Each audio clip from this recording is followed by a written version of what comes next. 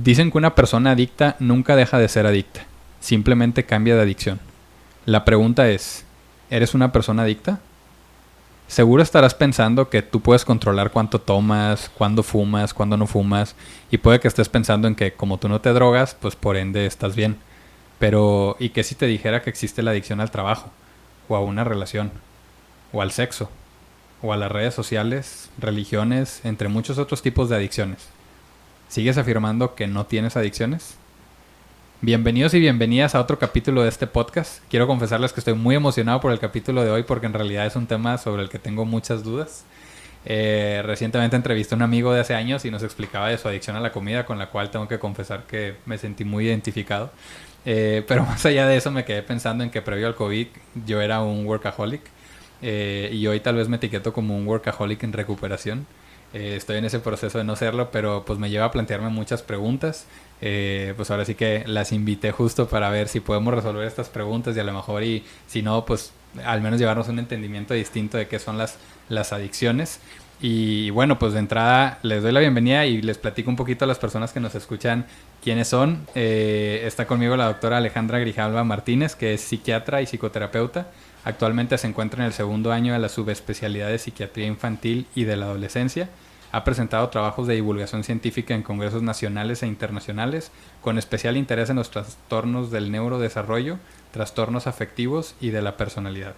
También nos acompaña la doctora Cintia Daniela López Mata, que es médico familiar, está realizando un diplomado de gerontología y una maestría en terapia de familia de la Universidad Iberoamericana, mientras es profesora adjunto de la Preparatoria Técnica Médica en la materia de gerontología. Así que bienvenidas y gracias por acompañarnos. Gracias por invitarnos, Fede.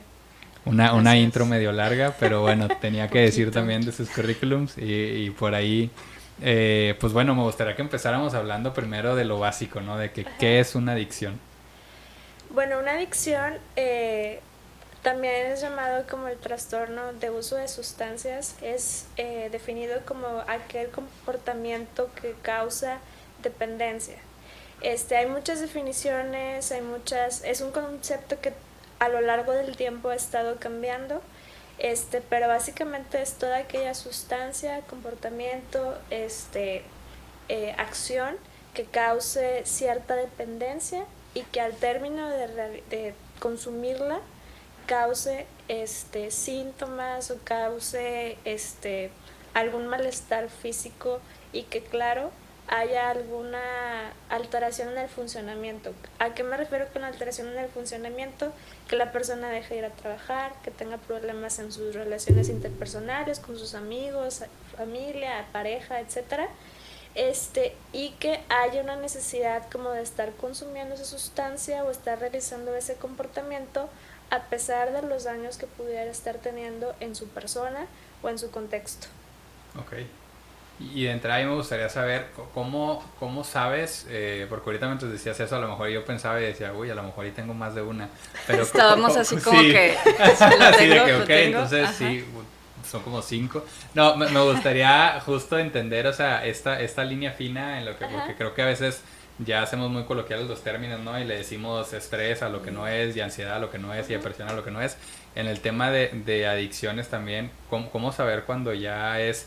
¿hay algún nivel, o sea, de que digas tú, por ejemplo, modifican comportamientos? Yo de volada pensé, dije, ok, yo tomo mucho café, si dejo de tomar café, a lo mejor y puedo sentir como que esa necesidad de que lo necesito y me puedo poner a lo mejor un poco irreverente y de mal humor y digo, entonces eso ya sería considerado una adicción, o tiene que cruzar a lo mejor un punto donde dices, ya es un poquito más grave y ahí sí es una adicción. Depende, o sea, depende si la persona lo considera un malestar personal y también la familia. Okay. Entonces, ¿cuáles son las diferencias? Y siempre es discutido entre todos los psiquiatras, es qué consideran que es una adicción o que no es una adicción. Por ejemplo, el internet, el juego, o sea, sabemos que son adicciones porque la gente llega a perder casas, llega a pedir mucho dinero en préstamos, etcétera, o pasar más de 10 horas en el internet.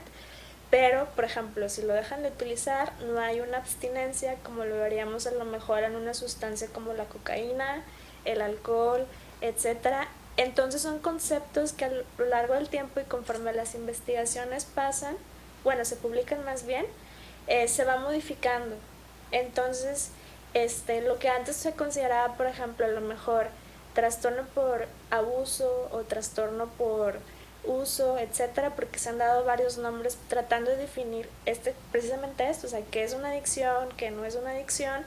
En el DSM-5, que es la última versión del manual diagnóstico que utilizamos en psiquiatría, se decidió utilizar un término más dimensional. ¿A qué se refiere dimensional? Pues que abarca ciertas dimensiones, válgame la redundancia, donde se describe precisamente eso, o sea, si es un uso casual, si es un uso tipo binge o tipo atracón, o si es ya un uso continuo, seguido, que causa más disfunción. Entonces, también hay muchas críticas o hay mucha polémica o discusión entre si una adicción necesariamente tiene que provocar una abstinencia, porque hay adicciones que no provocan abstinencias, pero generan malestar en la persona. Entonces son como esta fina línea en tratar de no patologizar a lo mejor comportamientos que pudieran llegar a ser normales, y cuáles sí se considerarían como que son patológicos o que necesitan un tratamiento. Entonces es medio complicado como contestarte, por así decirlo, de todos estos, porque son muchos conceptos y está todavía en discusión, y cada congreso que hay siguen como debatiendo a ver qué es sí y qué no. Ok. Y también para ampliar un poquito, porque naturalmente, y ahorita lo platicábamos antes del capítulo, cuando dicen adicciones es como drogas, alcohol, es lo que se te viene, pero realmente hay distintos tipos de adicciones. No sé si nos pueden dar un poquito del contexto de cuáles, al menos cuáles son los más sonados o... Mira, usualmente son en grandes grupos, que son las sustancias legales, tabaco, alcohol, café, medicamentos controlados, y los no legales, que son cocaína, heroína, marihuana, cannabis, que ahorita no sé cómo está la legislación en México, si decirlo legal o no legal, pero creo que todavía el uso, ¿cómo se dice? Recreativo todavía no estaba aprobado. La verdad no he visto las últimas noticias. No perdí de noticias totalmente. Pero creo que no se estaban. Entonces, y que están las comportamentales o las de comportamiento, por ejemplo, que son el uso de el juego, a la comida, ¿qué más? A las compras, al sexo. No está todavía considerado, por ejemplo, en psiquiatría, pero está como en veremos. De veremos esto lo vamos a considerar. Entonces yo creo que en esos tres grandes grupos nosotros clasificamos a las adicciones. Es que están como estas, o sea, como las sustancias que crean cambios así biológicos, ¿no? O sea, en el cuerpo, y están otros que es más una dependencia así psicológica, no sé, tú corrígeme. Y también está esto otro de conceptos que utilizamos ya de todos los días, que realmente son diagnósticos, como dice Ale, ¿no? O sea, tenemos el DSM-4, que es el 5, el libro enorme de diagnósticos, y tiene que cumplir todo esto. O sea, es un diagnóstico y lo usamos a veces como adjetivo.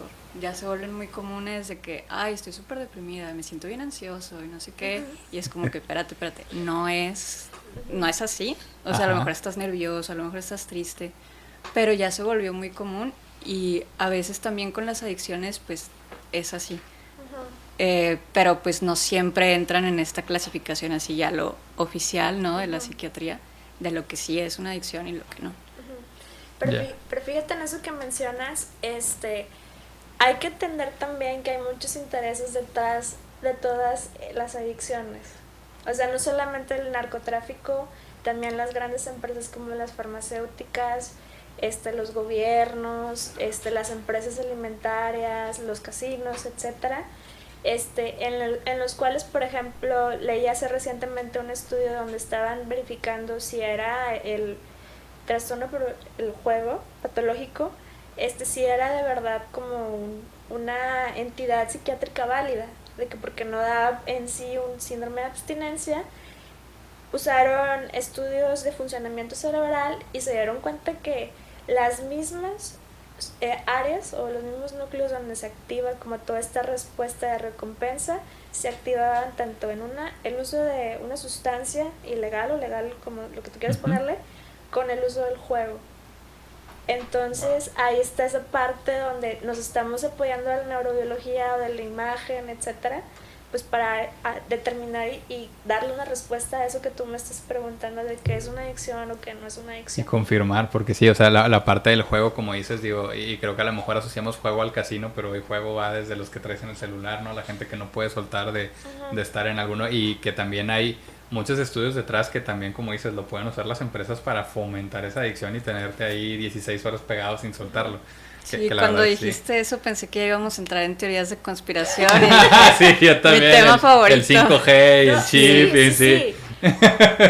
De hecho, por ejemplo, a mí me gusta mucho, la verdad, también las teorías de conspiración. Hay una gran demanda a una familia que se llama Sackler de los opioides, porque ahorita hay una epidemia muy grande allá en Estados Unidos de trastorno por uso de opioides. Entonces, ¿qué es lo que hicieron ellos? Iban con todos los médicos, o sea, como representantes, les daban como publicidad engañosa, les daban dinero, les pagaban viajes, etcétera. Entonces les hicieron creer que la opción para el dolor era el opioide. Entonces también a los pacientes, no sé si han visto alguna vez la televisión en Estados Unidos que salen comerciales de medicamentos. Sí. Y en todos los programas hay algún adicto a opioides. Exactamente, entonces, pues se dejó los tradicionales, por así decirlo, y se empezaron a dar opioides, y la gente pues comenzó a volverse adicta a eso. Entonces, cuando se dieron cuenta, llegaron las prohibiciones de la FDA. Entonces, ¿qué fue lo que hizo la gente? Pues fue buscar opioides en la calle. Que creo que eso es un tema muy interesante que ahorita podríamos tocar, como esto de las legislaciones que hay y pues lo que se hace. Entonces, ese problema que está ahorita en Estados Unidos, ha habido muchísimos muertos, y parece que usualmente todas las adicciones que hay en Estados Unidos o problemas con el uso de sustancias por rebosamiento llegan a México. Entonces ya se comienzan a ver, etcétera, pero pues eso es como muy epidemiológico. Entonces la droga que está de moda en Estados Unidos al ratito llega aquí en México. Wow, y es bien interesante porque al menos allá, digo, tuve la oportunidad de vivir un tiempo y también era súper triste ver los anuncios porque te decían de que el beneficio, y luego te venía una lista de las 20 cosas que te podía hacer esa cosa como efecto secundario, que la verdad la sufrías, pero decías, qué bueno que me están avisando, ¿no? Porque rara vez, al menos yo no recuerdo de agarrar un medicamento y leer los efectos secundarios, ¿no? Lees en cuánto tiempo me quita el dolor, cuánto cuesta y cuántos me tomo, ¿no? Pero pocas veces llegas a ver todos los efectos secundarios. Pero ahí era muy normal que decía de que medicamento para el insomnio, y luego te puede generar insomnio y problemas renales y no sé qué. Yo decía, entonces, ¿qué te estás tomando, no? Pero curiosamente no hace que se vendan menos, es como que... No, igual era así como que el fármaco, el más vendido, ¿no? Y me daba mucha risa porque sí me hizo tomar conciencia, y ahora cuando llego hay muchas cosas que las checo. Incluso recuerdo una persona muy cercana que le recetaron un medicamento y lo primero que hago es meterme a internet y ver como que qué dice, ¿no? Sobre todo en el tema de efectos secundarios. Y sí fue así como que dije, madre, espera, antes de que te tomes eso, o sea, te estás echando una granada y estás rezando que no pase nada, pero pues hay muchos efectos adversos, entonces realmente no hay otra manera como de solucionar eso.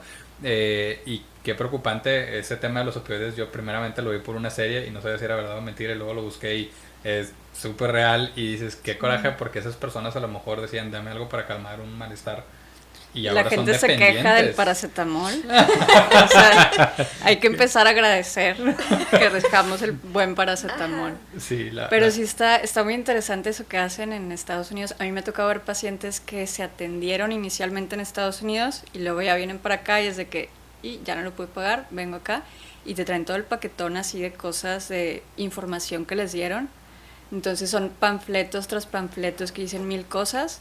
Claro que le preguntas al paciente, no sé, o sea, realmente no lo leen, y esa es una manera para ellos nada más de protegerse legalmente, igual que en los anuncios de que avisado. Te puede provocar súper rápido, pero ya te dije, tú sabes, y no me puedes decir que no sabías. Entonces es mera protección legal para ellos. Y preocupante aquí en México porque allá al menos, yo recuerdo una vez que me enfermé y era de ocupo esto y dame un antibiótico y me dijeron de que no, te quedas aquí, te voy a estar dando de que Tylenol y Motrin cada 4 horas hasta que te aburres y te vayas, o sea, porque no te voy a medicar. Y yo dije, no manches, o sea, pero pues tengo seguro y sí puedo, dice, no, o sea, yo como médico no lo voy a hacer, o sea, no te voy a dar un antibiótico, espérate y que se te pase.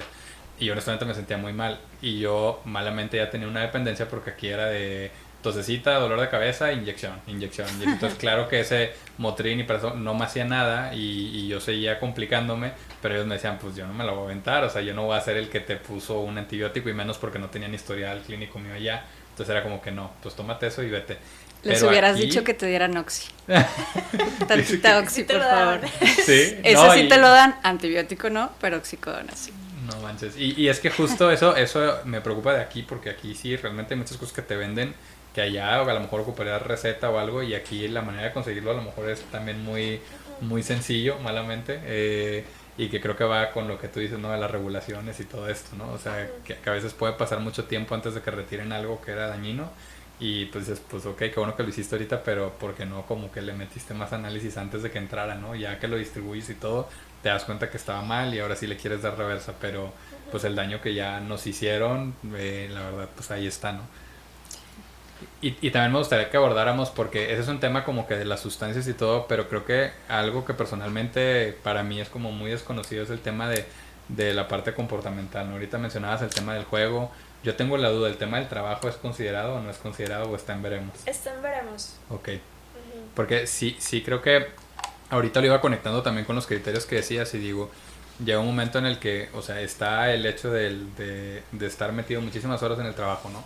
De cierta manera eso ya impacta a la gente que te rodea, pero luego también está, o sea, sientes esa necesidad, y lo digo ya que me estoy proyectando, pero sientes esa necesidad de que te tengo que seguir ahí, ¿no? Y está todo el tema cultural detrás, ¿no? De, pues es que ponte la camiseta y es comprometido y es para crecer y como que lo vas justificando, pero también de cierta manera están los casos donde pues yo ya abrí, me tocó también el trabajo, ¿no? De abrir el cajón y ver que estaba lleno de pastillas y de que Simplex y esto y el otro y no sé qué, una serie de cosas, porque decía es que pues siempre me duele la cabeza todos los días y siempre me estreso, entonces siempre me lo tomo, era ya como para poder subsistir en este ambiente godín necesito medicarme, ¿no? Y esos eran algunos casos, otras personas que se medicaban ya por temas estomacales, porque como nunca comían y luego comían mal, y entonces llega el punto en el que dices, realmente ya, como decías, te empieza a afectar en tu manera de vivir, ya te está pegando en tu salud, entonces yo honestamente me acabo pensando, digo, ¿qué tan a lo mejor común es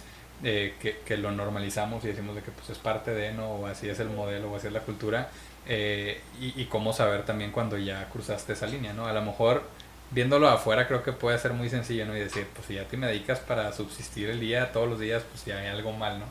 Pero sí tenía la duda si era considerado como que una adicción o si les había tocado a ustedes a lo mejor personas que llegaran con ese tipo de temas.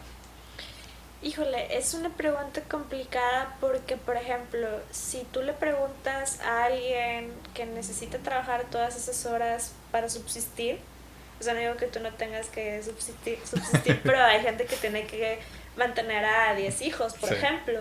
Entonces, no podría aplicar. Entonces, son estas cuestiones de la psiquiatría de que no podemos como patologizar. A lo mejor sí, por ejemplo, pues es un rasgo de carácter como obsesivo, podríamos decirle, o algo por el estilo, que ya es más parte de la persona relacionada con su contexto, que no podemos generalizar con todas las personas. Porque a lo mejor hay personas que les gusta ser así, trabajar mucho, y pues no podemos decir que, oye, pues estás siendo enfermo, estás patológico, pero a esa persona pues le gusta, puede dedicarse a eso, no le causa conflictos, etcétera. Entonces creo que ahí viene la parte es que le tiene que causar malestar a esa persona. Okay. Yo creo que aquí podemos poner, ahorita que nos preguntas si hemos visto si a alguien con esto, yo creo que nosotras somos el ejemplo perfecto. Porque no te voy a quemar, no voy a decir nombres, pero Alejandra. Ajá, alguien que está a mi lado. No, lo que pasa es que antes de la pandemia, pues sí me acuerdo que varias veces Ale me decía de que, güey, es que trabajas mucho, te la pasas trabajando. siempre tienes algún pendiente de que de este lado o de allá y siempre tienes que hacer algo. Y yo de que, güey, nada que ver, no es cierto.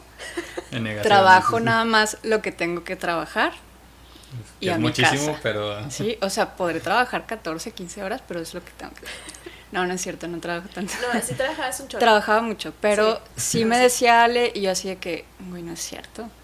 O sea, lo negaba, decía, yo trabajo lo que tengo que trabajar y llego a mi casa y ya no hago nada. Claro que llegaba a mi casa a 9 y 10 de la noche, ¿verdad? Y ya era cenar y dormirme. Y luego yo le decía, la que trabaja un chorro eres tú. Tú eres la que se queda ahí haciendo Te estás expedientes y haciendo proyectando. no sé qué. O sea, realmente yo creo que las dos estábamos igual. Ajá. Pero sí para mí fue esto de que pues empezó la pandemia y ya no tenías que estar a cierta hora ya, podías estar en tu casa. Y sí fue el darme cuenta de que es mucho trabajo. O sea, como dice Ale, hay personas que necesitan tener de que un trabajo, otro trabajo para simplemente lo básico. Sobrevivir, ¿no? sí. O sea, pero no es lo mismo para todos. Ujú. Tipo, yo sé que a lo mejor podía sobrevivir con el sueldo de un trabajo, pero tenía de que 3 trabajos y de pronto otras cosas que salían y así. Y sí fue darme cuenta de que, a ver, ¿qué estoy haciendo? Ujú. O sea, ¿qué estoy haciendo con mi vida? ¿Realmente quiero trabajar? Y ahí fue donde me di cuenta de que me la paso bien a gusto aquí en el depa con mi perrito Benito. Quiero estar más tiempo con él. O sea, no quiero trabajar. Y ya fue como que ni siquiera me hace sentir feliz. O sea, estoy trabajando porque voy realmente con la inercia. Claro. Desde que estaba haciendo mi especialidad, fue como que, ya ahora tienes que trabajar, ¿no? Y te voy a dar trabajo aquí, va, acepto. Pero tienes que agarrar trabajo allá. Ok, ahí voy. O sea, realmente fue como que hacer lo que me iban diciendo y de pronto ya estás así de qué rayos. Estoy en un punto donde yo ni siquiera supe cómo llegué aquí y no es lo que quiero. Y ahí es donde ya empiezas como, o sea, la pausa que como dices tuvimos ahora con la pandemia, los afortunados, la verdad. Claro. Sí fue como que, ok, esto no es lo que quiero. Ujú. Y ya renuncié a un trabajo que ya no me estaba haciendo feliz, que era al contrario, o sea, no puedo decir que era como que, ay, es un chorro de trabajo, pero simplemente no me sentía a gusto. Dije, pues, lo dejo. Ujú. O sea, y el poder como que renunciar a estas cosas para poner como en orden qué es lo que quieres. Porque a veces ni siquiera es como que lo que tú tenías planeado. Pero te vas quedando así como que tan envuelto en todo esto, que no te detienes a pensarlo y es bien difícil salirte, ¿no? Sí, fue para mí de que un momento revelador toda la pandemia. Sí. Y sí, ya ahorita tengo que darle la razón. Ya meses después es de que, ok, En sí, efecto, sí, sí trabajo trabajaba mucho. Sí. Sí, y creo que como dicen, o sea, y a lo mejor es más evidente cuando estás en cosas que son de, pues, temas, como decían ahorita, de ingesta o de químicos o cosas por el estilo, que a lo mejor ya lo ves y detectas que está mal. Pero con el tema de comportamientos, como dices, es una línea bien delgada donde a lo mejor y puedes tú justificarla o darte palmaditas en la espalda y decir que no eres tan así, pero que en el fondo pues sí, sí cruzas esa línea. Y a mí me gustaría ver si, ahora sí, como dicen, retando un poquito, cómo entender, o sea, qué es lo que pasa detrás de las adicciones, o sea, cómo es que funciona así nuestro cerebro, nuestra cabeza, ahorita que hablabas de las zonas que se estimulan y todo esto, o sea, cómo es realmente que funciona y por qué crea esa adicción, ¿no? O sea, que es diferente a me tomo un vaso de agua y no me pasa nada, pero si me tomo un medicamento, algo pasa aquí en la cabeza o en mi cuerpo que me genera esa dependencia. Es realmente algo, o sea, en ese sentido es algo biológico del cerebro. No sé si nos las puedas explicar así como que con peras y manzanas. Claro, voy a tratar de no hacer tantos términos médicos, ustedes me dicen Así a no ver te si me interrumpimos estoy- y te decimos otra vez.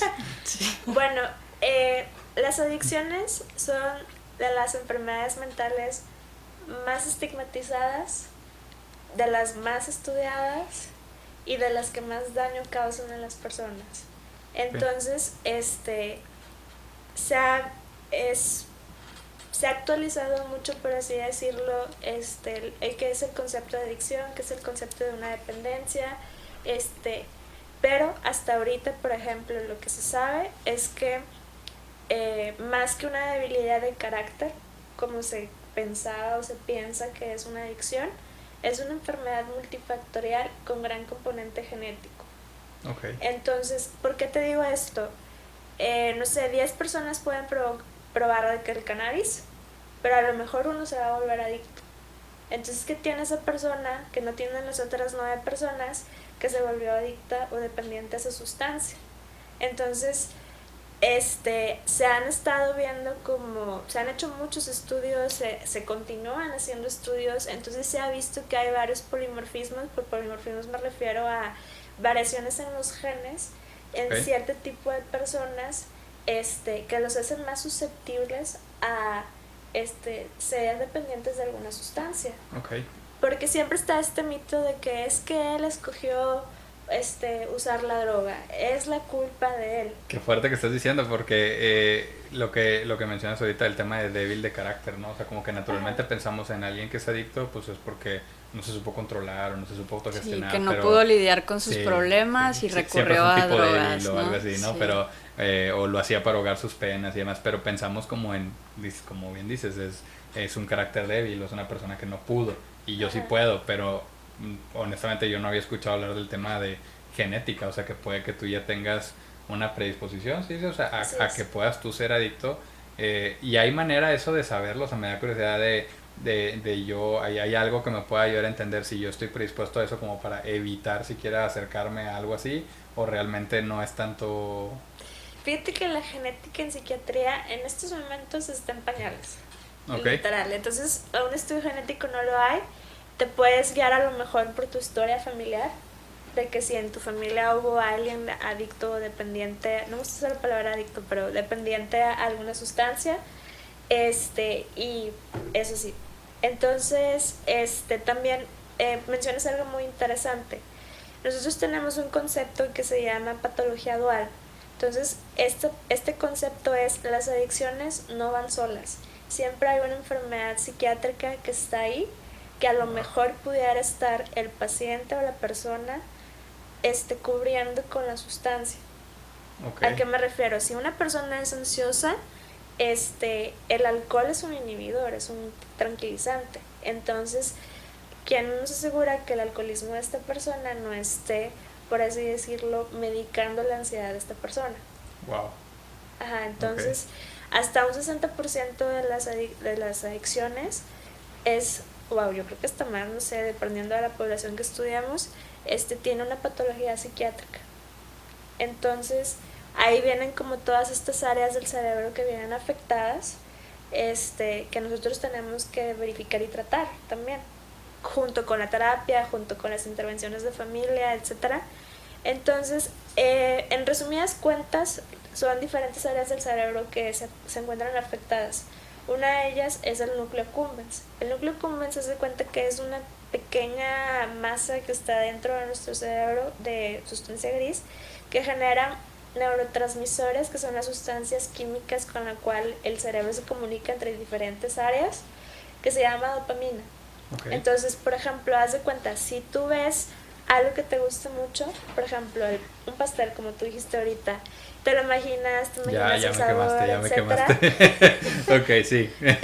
Empiezas a pensar en ese reforzador positivo, que es el azúcar, que es el carbohidrato, y se empiezan a liberar señales en tu cerebro que empiezan a estimular ese núcleo. Entonces se empieza a estimular también el área del hipocampo, que es el área de la memoria. ¿Te acuerdas de que estaba bueno la última vez, las últimas 5 veces? ¿A qué hora cierra el chivo? Sí. Exactamente. Y entonces empieza a activarse un comportamiento que se llama de búsqueda. Voy a buscar esta sustancia para lograr saciar el craving o la necesidad que tengo de consumir este tipo de sustancia, que eso ya está entre el área que se llama, creo que tegmental ventral, etcétera, y básicamente ese es el circuito. O sea, más o menos tú le cambias la sustancia, pero básicamente es el circuito de la adicción. O sea, es a través de algo que percibes, vamos a decir, por la vista, por el olfato. Exacto. O algo que empieza, digamos, a estimular el cerebro, y y eso es lo que te genera como que esta dopamina, que relacionando el tema de dopamina es algo que también está presente en nuestro cerebro cuando estás teniendo temas de felicidad, risas, placer. O sea, es dopamina, endorfinas, no solo oxitocina, no solamente son muchos, pero básicamente son esos. También, por ejemplo, opioides o los cannabinoides en caso del el cannabis. Entonces, y de hecho, por ejemplo, cuando nosotros tenemos un tratamiento con un paciente con algún tipo de dependencia o adicción, siempre parte del tratamiento es identifica cuáles son tus gatillos. O sea, qué señales son las que a ti te activan ese circuito del craving o del desear consumir esa sustancia cuando estás en un proceso de rehabilitación. Porque, por ejemplo, no le podemos quitar el internet a alguien. El internet está en todos lados. No podemos quitarle, por ejemplo, el alcohol. El alcohol es una de las sustancias adictivas más normalizadas. Entonces, ¿qué vas a hacer en ese momento que tú te encuentres en esa situación donde tengas que enfrentar este craving que te va a generar? Ok. ¿Sí me explico? Sí. Y por ejemplo, cuando hay una sustancia adictiva, que pues hay de grados de daño, por así decirlo, o demás, por ejemplo, cocaína, heroína, que son como las más fuertes, diría yo, piedra, no sé, haz de cuenta que va a haber cambios en los receptores de las neuronas. Los receptores son como el lugarcito donde hace efecto. Sí, el lugar donde se pega el neurotransmisor y hace que se mueva la neurona, o que produzca o que libere sustancias la neurona. Entonces va a haber cambios en esos receptores. Entonces, ¿qué va a pasar con las personas? Pues cada vez van a necesitar más sustancias, cada vez van a tener como mayor tolerancia. Y a lo mejor, si antes consumían, no sé, 10 gramos de cocaína, bueno, no sé, eso es mucho, es 1 miligramo de cocaína, ahora van a necesitar 2 gramos de cocaína para producir el mismo efecto. Ok. Entonces, también uno de los mitos es de que uno siempre es adicto, como lo habías dicho. Hay pacientes que entran en remisión. Y más que, por ejemplo, estas debilidades del carácter, debemos ver a las adicciones como un trastorno crónico.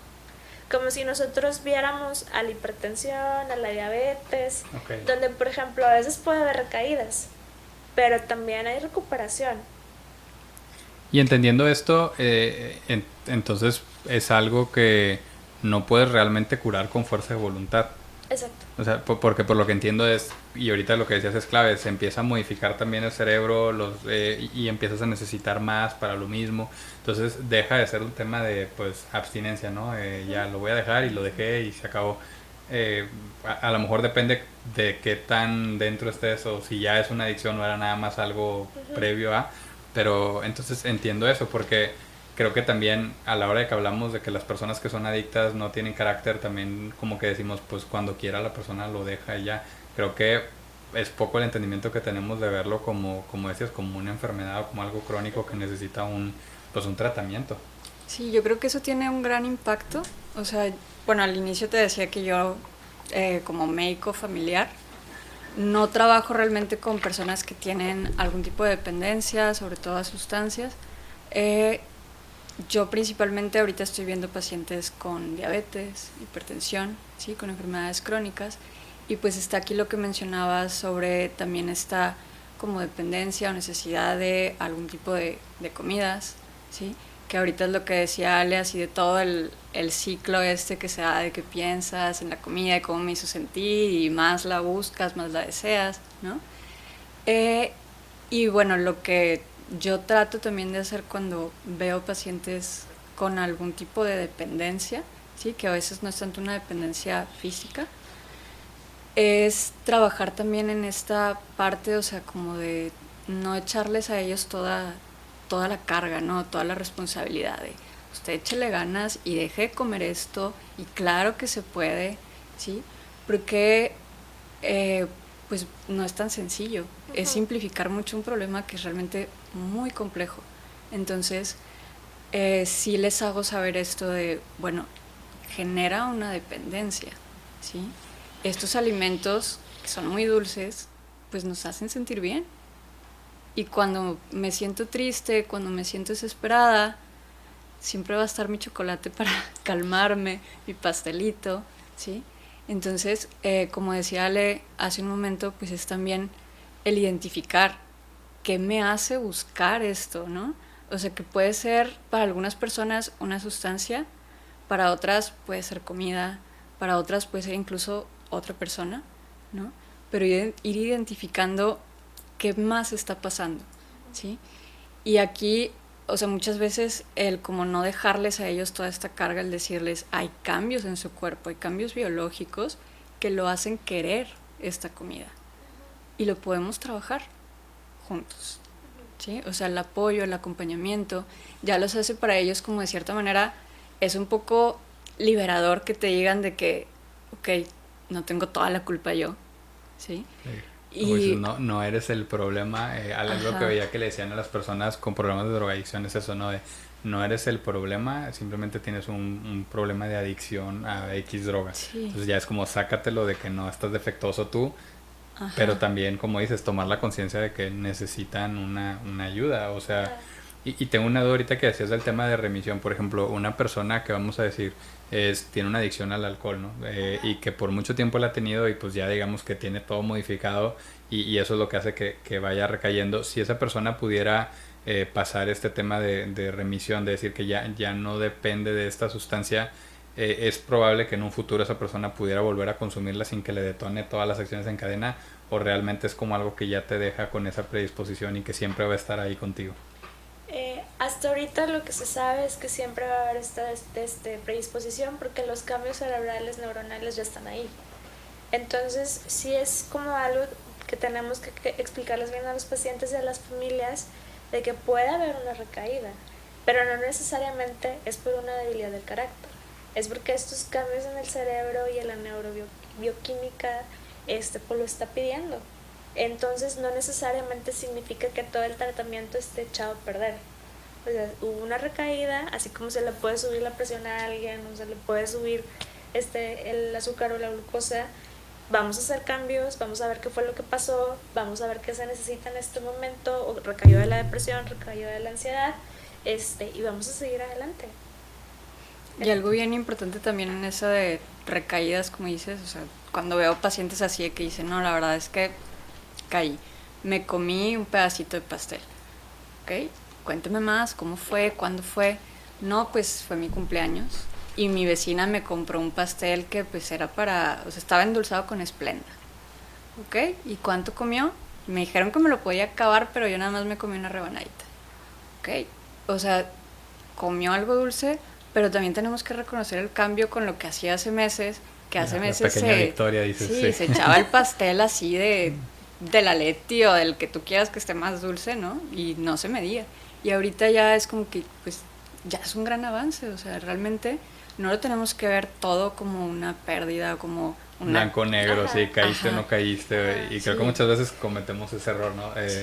Sobre todo ahorita que mencionabas del tema de enfermedades que te piden que dejes de consumir cierto tipo de alimentos, por ejemplo. Creo que ese es al menos de lo que más me ha tocado ver y que es bien difícil porque llega el momento en el que es de ya nada de esto, pero absolutamente nada, de 0 a 100, ¿no? Y que de cierta manera pues lo que ves es lo logran, ¿no? O pasan 2 semanas y luego viene el atrancón, ¿no? De todo lo que no comiste en las 2 semanas te lo echas de golpe. Pero algo que me gustaría también entender es qué tan, porque creo que dependiendo de la esfera en la que estés y todo, puede que estés muy, muy en contacto con gente que tiene adicciones o poco, pero qué tan normal dentro de, vamos a decir, Nuevo León es este tema de las adicciones. O sea, es decir, hay muchísimos casos, hay pocos, ¿qué tan grave es el problema? Y digo, podemos hablar a lo mejor del tema de sustancias, que es uno más claro como de marcar, qué tan común es o no es. Mucho. O sea, te puedo hablar de que la última encuesta que leí, creo que fue en el 16-17, que se llama ENCOSAT, mencionaban que hasta un 20% en en adicciones o en sustancias legales y en México, y sustancias ilegales, 16% en hombres y un 10% en mujeres, alguna vez en la vida. O sea, consumen alguna vez en la vida. También leí una encuesta del consumo de cerveza. Creo que Nuevo León fue el primer lugar en el número de litros por consumo de cerveza. Entonces, ahí te das una idea de cómo está el problema. Es de esos premios que no queremos ganar, ¿verdad? Pero Pues cuando pasó lo de la pandemia, de que apenas dijeron, ya no vamos a vender alcohol, filas enormes por todos lados, Ajá. y es algo que tenemos muy normalizado, de que... ¿cómo dices? De Y- fácil acceso, ajá. o sea... Sí. Y que esa es de las peores medidas de salud pública. O sea, el Además. prohibir algo. No, eso no funciona. No funciona el hacer sentir mal al paciente porque consumió. O sea, no jala. No, tampoco los anexos, porque hay pacientes, te digo, tienen la vida viviendo en los anexos, que son lugares... Que son nexos. Los Sí. anexos son como centros de rehabilitación manejados por adictos, pero que no están regulados por la Secretaría de Salud. Entonces, usualmente son personas que fueron exadictas, pero la verdad no tienen el entrenamiento. Como los de los burritos. Ok. Ajá. No sé. Bueno, sí, más o menos. Pero sí les ha tocado, Sí, ¿no? sí, Y sí. que Sí, están ver, vendiendo que te así están de vendiendo y que... así. Ajá. Sí, entonces, por ejemplo, yo he visto familias de que apenas consume y van y lo internan un mes, pero dentro del anexo pues también hay un tráfico de drogas, etcétera, entonces no les sirve de nada. No es la más que esfera aprender correcta mañas. tampoco, sí. Exactamente, entonces nosotros, por ejemplo, en psiquiatría siempre hay una técnica que se llama la entrevista motivacional. Entonces, que es cuando una persona tú la estás entrevistando y notas que consume sustancias, es primero preguntarle, oye, ¿sabías? ¿Te puedo hablar de esto que tú estás reportándome? ¿Sí? Oye, ¿sabías? Etcétera. Y hay diferentes fases, como por ejemplo, precontemplación, pues es que al paciente no le interesa dejar de consumir. El contemplar es de que, bueno, pues es que me interesaría a lo mejor bajar un poquito el consumo, y ya ahora sí la fase activa del tratamiento, cuando ya tú lo mandas a un sistema encargado para el manejo de adicciones y ya el paciente está motivado para cambiar su consumo, disminuir.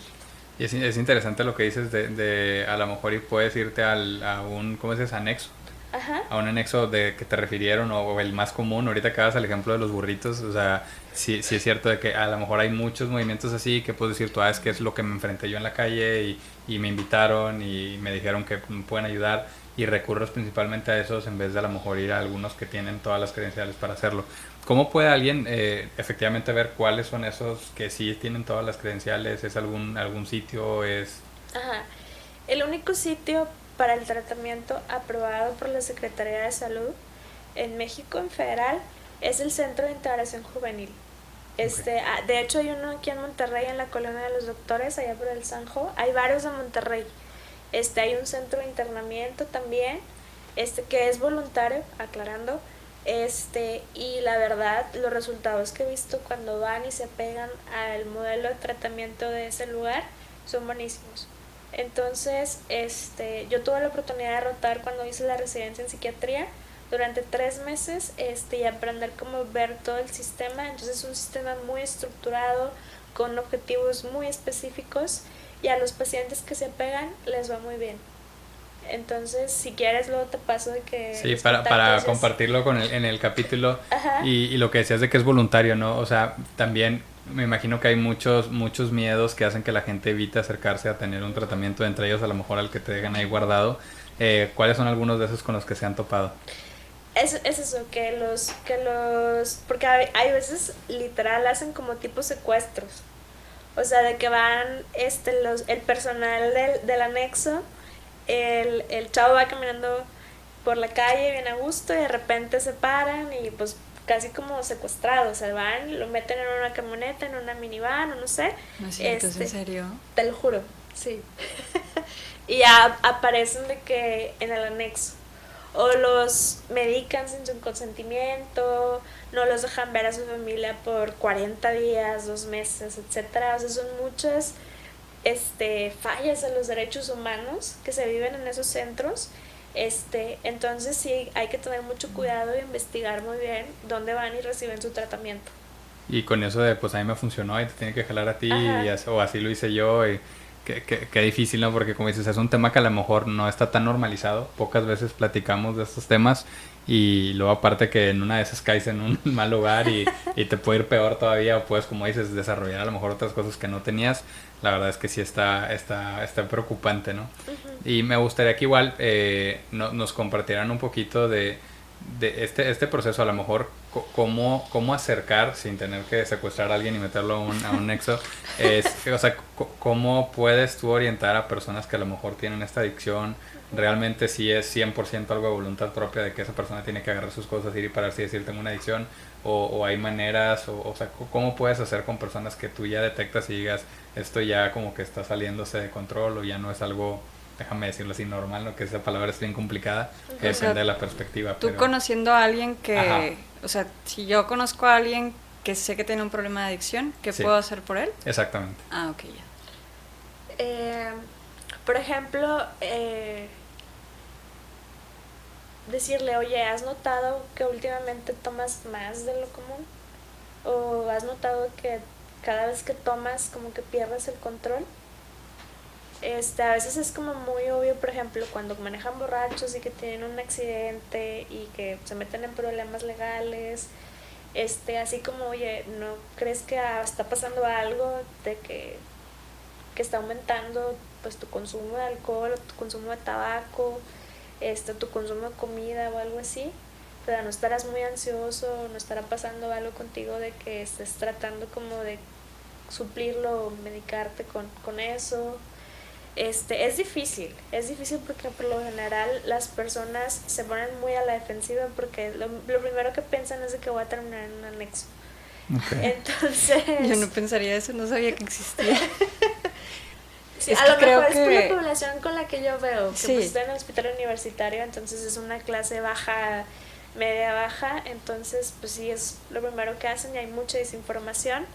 Entonces a veces también se hacemos intervenciones familiares, de pues a veces tu hijo tiene que tocar fondo o su familiar tiene que tocar fondo.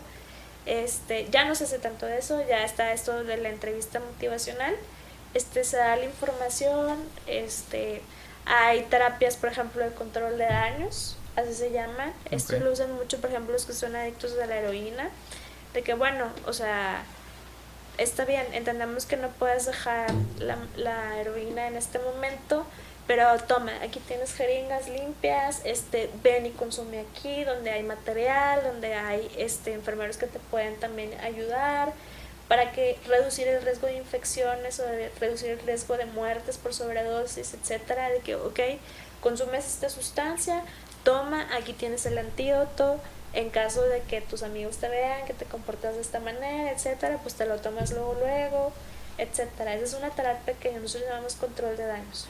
Okay. Entonces, porque la prohibición nunca ha funcionado.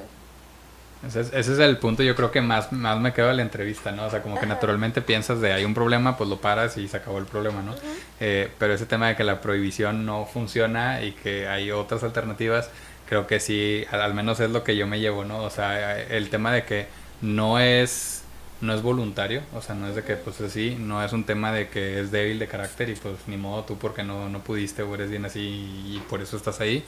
Y el tema que dices de que no es un tema de deténlo, que naturalmente creo que es la solución que más vemos, ¿no?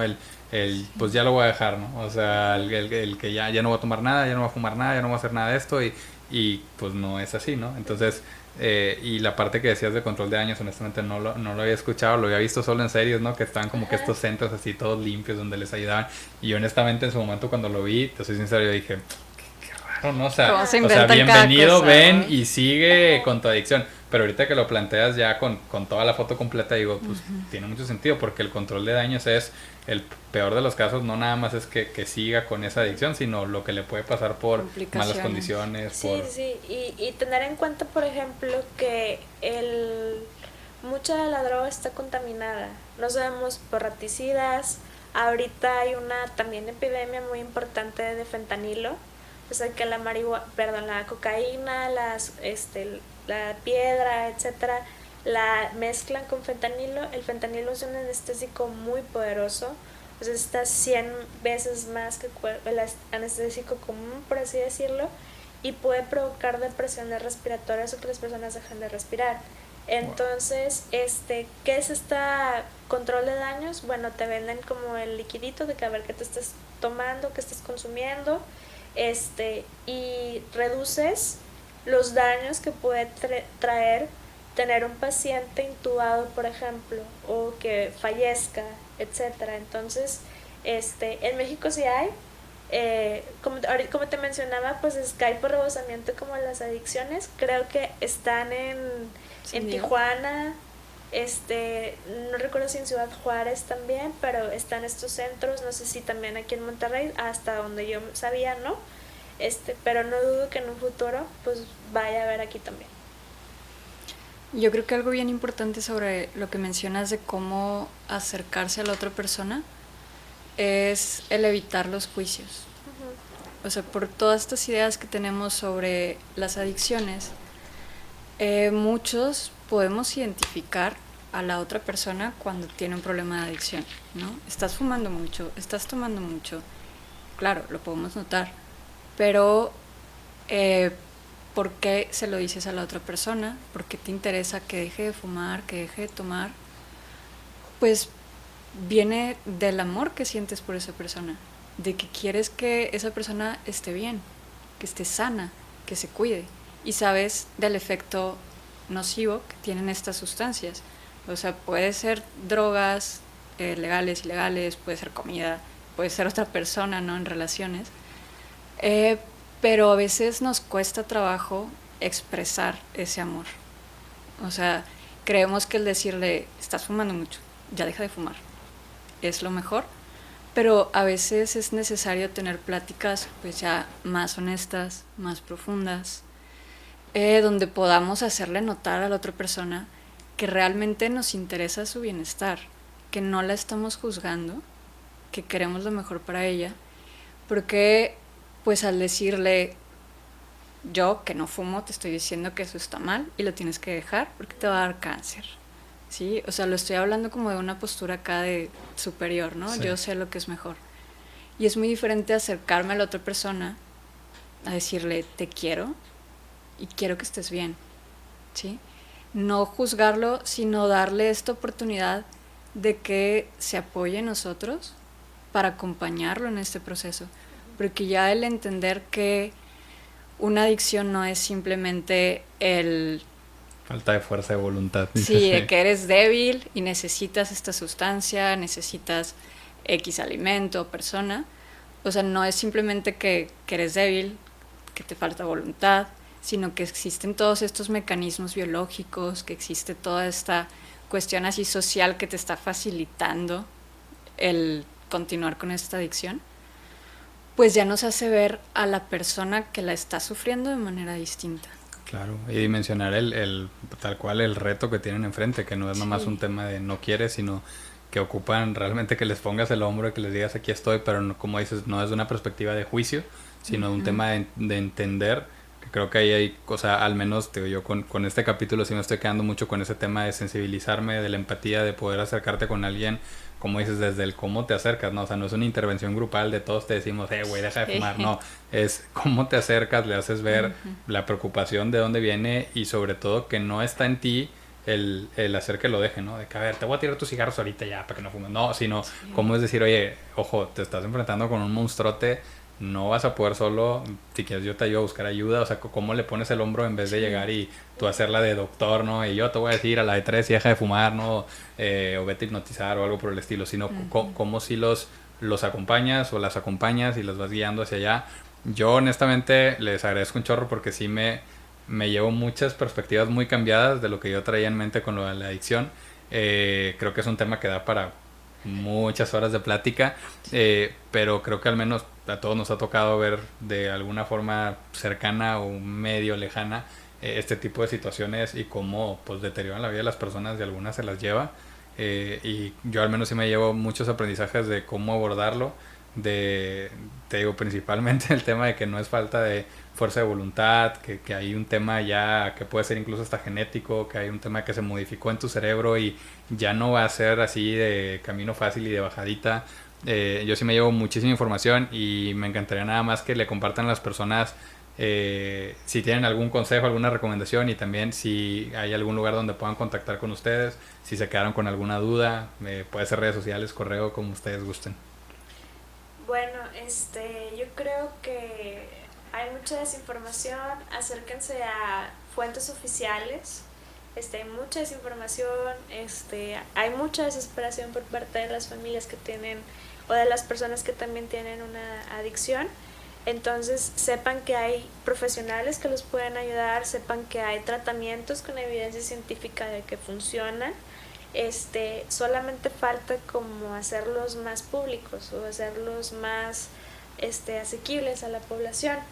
Entonces, pues yo te agradezco la invitación. Tengo Instagram, lo acabo de abrir. Es doctora Grijalva Psiquiatra. Y pues ahí ando contestando preguntas. No lo manejo mucho porque no tengo tiempo, pero uno de mis planes es comenzar a poner información o infographics. Entonces por ahí pueden contactarme, mandarme mensajes, etcétera, con todo gusto. Muchas gracias. Pues de mi parte yo creo que es la comprensión, la empatía hacia otras personas que, o sea, a lo mejor ninguno de nosotros está pasando por algún tipo de adicción, y creo que no es solamente porque seamos personas fuertes, que sabemos hacer todo bien, realmente es porque hemos tenido el privilegio de estar con una familia que nos apoya, de tener pues cierto grado de educación, de tener un grupo de amigos también que nos ayudan, y desafortunadamente no todos tienen ese privilegio. Entonces, si pues alguien de los que está escuchando o viendo el podcast conoce a otra persona que puede estar lidiando con algún tipo de adicción, que pues ya, como vimos, distintos grados, ¿no? Legales, ilegales, pues yo creo que mi principal mensaje es el acercarse a ellos con amor, dejar el juicio, acercarnos de verdad y acompañarlos. El camino de todos es diferente. Para algunos les puede llevar más tiempo, para algunos puede ser más sencillo que para otros, pero el saber que hay alguien que no te está juzgando y que le puedes, no sé, llamar, mandar un mensaje cuando digas necesito ayuda, realmente es muy valioso. Entonces yo creo que eso es lo más importante desde mi punto de vista, ¿no? Que veo, o sea, yo como médico familiar, como terapeuta familiar, pues es lo que veo, ¿sí? El apoyo de las familias. Y pues, no sé si puedo resolver alguna duda o apoyar a alguien, pues puede ser mi Instagram, el normal, donde pueden ver fotos de mi perrito, no tengo cosas médicas, pero ya después abriré mi Instagram también así de que más profesional. Ok. Sí. ¿Cuál es tu Instagram? Es Daniela L. Mata, todo Daniela pegado. L. Mata, perfecto. Y ya, perdón, antes para cerrar, hablamos mucho de las causas, pero no hablamos como de los factores protectores. Y esto que menciona Dani es uno de los más importantes, diría yo el más importante, la conexión social. Tener una red social, una red de apoyo, es uno de los mayores factores más importantes para proteger a una persona de desarrollar una adicción o de salir adelante en un tratamiento por adicciones. Naturalmente se van a sentir incomprendidas, ¿no? Como que nadie me entiende y juzgados, y totalmente de acuerdo con ustedes. Pues muchas gracias por el tiempo, gracias por todos los mensajes y por ayudarme a cambiar de perspectiva. Estoy seguro que para muchas personas también les va a servir a pues abrir los ojos, a digamos que como dices, acercarse con mucha empatía y cambiar definitivamente a lo mejor muchas burbujas que tenemos de ideas pues que son falsas, son mitos, y que pues queremos al parecer ayudar, pero estamos haciéndoles a lo mejor y mucho daño. Entonces muchas gracias y bueno, pues nos vemos en el próximo capítulo. Gracias. Capítulo.